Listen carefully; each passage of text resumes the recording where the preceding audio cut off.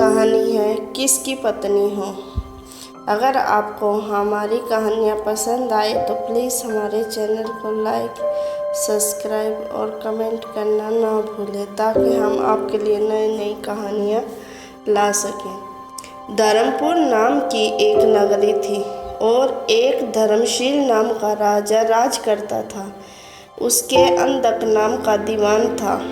एक दिन दीवान ने कहा, महाराज, एक मंदिर बनवाकर देवी को बिठाकर पूजा की जाए तो बड़ा पुण्य मिलेगा।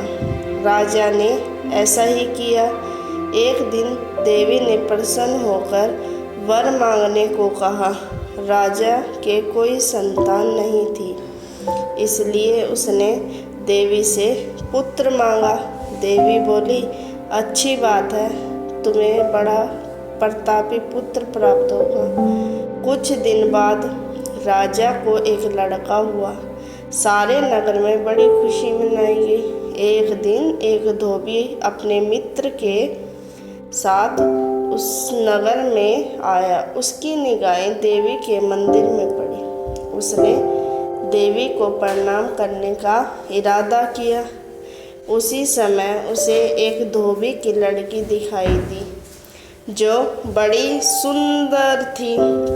उसे देखकर मैं इतना पागल हो गया कि उसने देवी के मंदिर में जाकर प्रार्थना की कि हे देवी, अगर मुझे लड़की मिल जाए, अगर मिल गई, मैं अपना सिर तुझ पर चढ़ा दूँगा। इसके बाद वह हर घड़ी बेचैन रहने लगा। उसके मित्र ने उसके पिता से सारा हाल कहा। अपने बेटे की हालत देखकर वह लड़की के पिता के पास गया और उसके अनुरोध करने पर दोनों का विवाह हो गया। विवाह के कुछ दिन बाद लड़की के पिता के यहाँ कुछ उत्सव हुआ।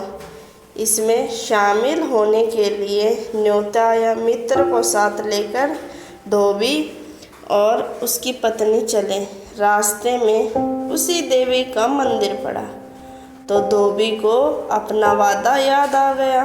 उसने मित्र और अपनी पत्नी को थोड़ी देर रुकने को कहा और स्वयं जाकर देवी को प्रणाम कर इतने जोर से तलवार मारी कि उसका सिर धड़ से अलग हो गया।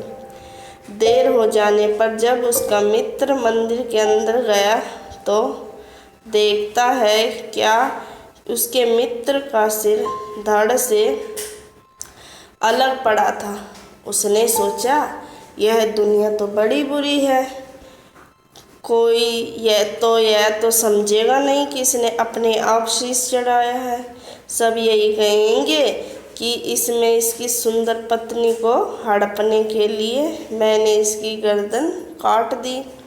इससे कहीं मर जाना अच्छा है। उसने यह सोचकर अपनी गर्दन उड़ा दी। उधर बाहर खड़ी खड़ी पत्नी हैरान हो गई तो वह मंदिर के भीतर गई।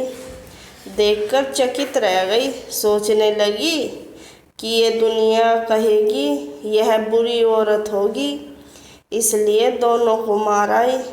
इस बदनामी से मर जाना अच्छा है।